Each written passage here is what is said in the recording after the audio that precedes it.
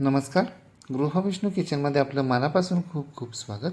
मलाई कोफ्ता, पनीर कोफ्ता, लौकी कोफ्ता, पालक कोफ्ता असे कोफ्त्याचे विविध प्रकार आपण रेस्टॉरंटमध्ये चाखत असतो.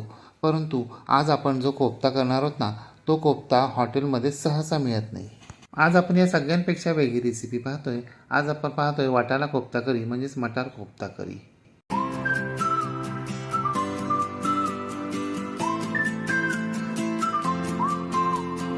वाटाण्याची कोफ्ता करी करण्यासाठी इथे आपल्याला अर्धा किलो वाटाण्याच्या शेंगा घ्यायच्यात आणि शेंगा आपल्याला भरीव घ्यायच्यात, म्हणजे कोवळ्या शेंगा घ्यायच्या नाहीत.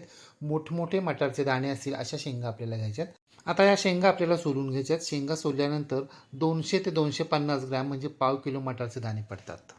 पाहता ना तुम्ही आपले मटारचे दाणे किती टपोर आहेत ते. आता हे मटारचे दाणे आपल्याला 2-3 वेळा पाण्यानं स्वच्छ धुवून घ्यायचे. त्यातलं सगळं पाणी निथून काढायचं आहे. पाणी पूर्णपणे निथळल्यानंतर मिक्सरच्या छोट्या चटणीच्या भांड्यामध्ये आपल्याला हे मटारचे दाणे, 5-6 सोललेल्या लसणाच्या पाकळ्या, अर्धा इंच आल्याचे काप, पाव चमचा जिरे, एक तिखट हिरवी मिरची, पाव चमचा मीठ, मुठभर देठासहित कोथिंबीर आणि 2 चमचे पाणी घालून आपल्याला हे सगळे जिन्नस मिक्सरवर बारीक करून घ्यायचे. बारीक म्हणजे आपल्याला अगदी फाईन पेस्ट करायची नाहीये, तर जाडसर बारीक करून घ्यायचं आहे. आपले सगळे जिन्नस मिक्सरवर बारीक झालेले आहेत. आता हे तयार झालेले सगळे जिन्नस आपल्याला एका भांड्यात काढून घ्यायचे आहेत आणि यामध्ये आपल्याला पाववाटी गव्हाचं पीठ, अर्धा चमचा धने पावडर, अर्धा चमचा जिरे पावडर, चिमूटभर सोडा, चवीप्रमाणे मीठ घालायचे आणि आता आपल्याला हे सगळे जिन्नस मिक्स करून घ्यायचे.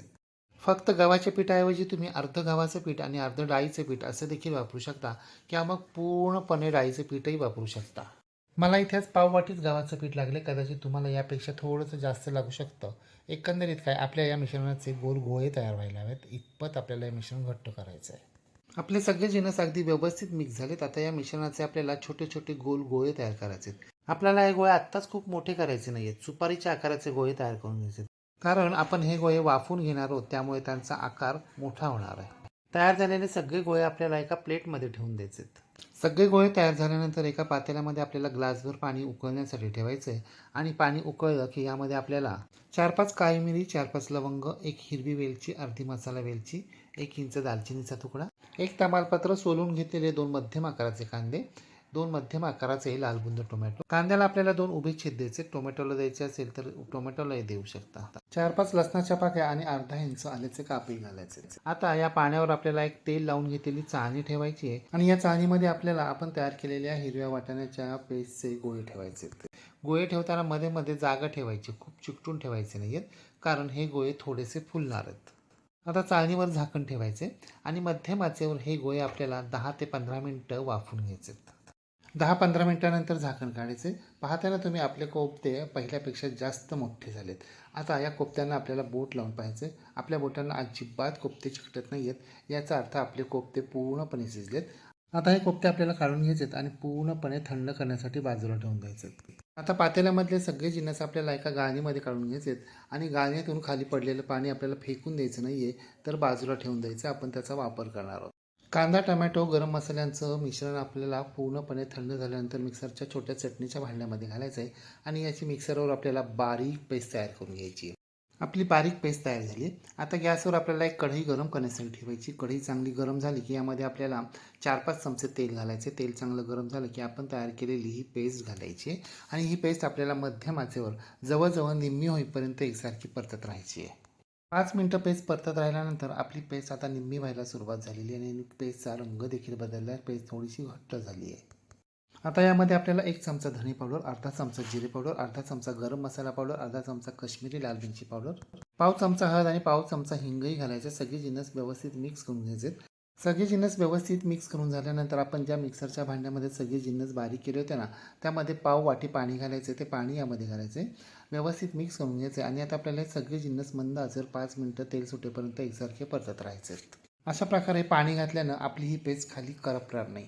5 मिनटं एकसारखं परतत राहिल्यानंतर आपलं मिश्रण गोळा व्हायला सुरुवात झाली आहे आणि या पेस्टनं तेलही सोडायला सुरुवात केली आहे. आता आपण वाटाण्याचे पेस्टचे गोळे वाफवताना जे पाणी गाळून ठेवलं होतं ना, ते पाणी यामध्ये घालायचे, व्यवस्थित मिक्स करून घ्यायचं आहे. या व्यतिरिक्त आपल्याला आणखीन 2 वाट्या गरम केलेलं पाणी देखील घालायचं आहे. आपल्याला रस्सा किती घट्ट किंवा किती पातळ हवा आहे ना, त्या प्रमाणामध्ये यामध्ये आपण पाणी वापरू शकतो, कारण कोफ्ते या रश्श्यात टाकल्यानंतर बरंचसं पाणी शोषून घेणार आहे. आता या रश्श्याला आपल्याला खळखळून उकळी आणायची. उकळी आल्यानंतर गॅसची फ्लेम आपल्याला बारीक करायची. चवीप्रमाणे मीठ घालायचं, 1 चमचा साखरही घालायची, म्हणजे टोमॅटोचा आंबटपणा बॅलन्स होईल.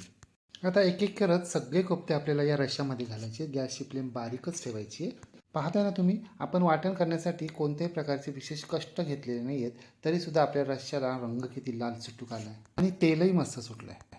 आता कढईवर झाकण ठेवायचे, झाकणाला थोडीशी फट ठेवायची आणि मंद आचेवर 15 मिनटं हे कोफ्ते आपल्याला असे शिजू द्यायचे. 15 मिनटानंतर झाकण काढायचे.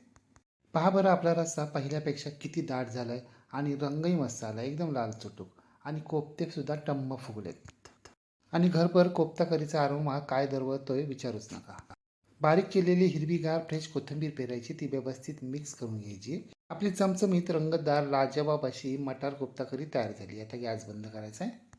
गरमागरम वाफाळलेली कोफ्ता करी आपल्याला एका सर्विंग प्लेटमध्ये सर्व करायची आहे. आपण दरवर्षी वाटाण्याच्या सीझनमध्ये वर्षानुवर्ष त्याच प्रकारच्या वाटाण्याच्या भाज्या करत असतो. त्यापेक्षा ही वाटाण्याची कोफ्ता करी किती वेगळी आहे तुम्ही पाहिलंत ना. ही कोफ्ता करी जरी आपण सोप्या सोप्या पद्धतीनं घरी केली असली ना, तरी चव मात्र अगदी रेस्टॉरंटसारखी बरं का. आता एक कोफ्ता आम्ही तुम्हाला चमच्यानं फोडून दाखवतो. पाहताय ना किती सहज फुटतोय तो, एकदम सॉफ्ट स्पंजी झाला आहे. शिवाय आतला हिरवागार रंगही तसाच टिकून राहिला आहे की नाही. नेहमीपेक्षा वेगळी आणि पटकन तयार होणारी कोफ्ता करी. मग तुम्हीसुद्धा अशा प्रकारे मटार कोफ्ता करी एकदा तरी करून पहा व कशी झाली ते कमेंट बॉक्समध्ये मला नक्की सांगा. रेसिपी आवडल्यास लाईक, शेअर, कमेंट करायला विसरू नका. आणि हो, तुम्ही जर अजूनही गृहविष्णू किचन चॅनलला सबस्क्राईब केलं नसेल तर प्लीज नक्की सबस्क्राईब करा. शेजारी बेल आयकॉनवर प्रेस करा, ऑल सिलेक्ट करा, म्हणजे माझ्या नवनवीन रेसिपींचे नोटिफिकेशन तुमच्या मोबाईलवर येतील. पुन्हा भेटूया अशाच एका नवीन रेसिपीसह. तोपर्यंत नमस्कार व रेसिपी शेवटपर्यंत पाहिल्याबद्दल धन्यवाद.